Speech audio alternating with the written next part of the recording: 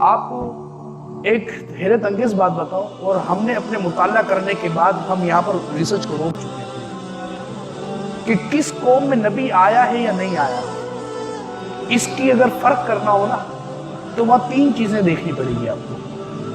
ایک مرتبہ یوں ہوا کہ ہم سے سوال ہوا کہ کیا پاکستان میں کسی نبی کا مزار ہو سکتا ہے؟ ہم نے کہا کیوں نہیں ہو سکتا، بالکل ہو سکتا ہے، اور پاکستان میں ہے نبیوں کے مزار۔ حضرت امون کا مزار ہے، پھر گجرات میں چھنبڑیلا ہے، وہاں پر حضرت کلبیت کا مزار ہے، وہاں جانے کی بھی سعادت ملی۔ 122 قدم میرے بنتے تھے، تقریباً 60 گز سے بڑا مزار ہے حضرت کلبیت، حضرت آدم کے بیٹے تھے یہ۔ تو کچھ ساتھی تھے وہ بحث و مباحثہ کر رہے تھے کہ یہ کیسے ہو سکتا ہے کہ پاکستان میں بھی نبی کے مزار ہو سکتے ہیں۔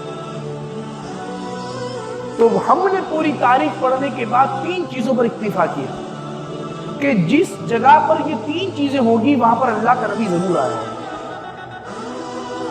نمبر 1، وہاں پر لوگوں کا یہ عقیدہ ہوگا کہ سب سے بڑی ذات اللہ کی ہے، یہ ہر نبی کی تعلیم ہے۔ دوسری بات، جہاں نبی آیا ہوگا وہاں دفنانے کا رواج ہوگا۔ کیوں؟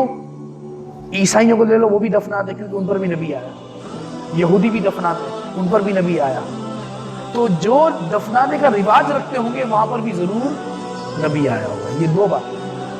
تیسری بات کہ وہاں لوگوں کا یہ عقیدہ ہوگا کہ مرنے کے بعد اٹھنا ہے، یہ ہر نبی کی تعلیمات ہے۔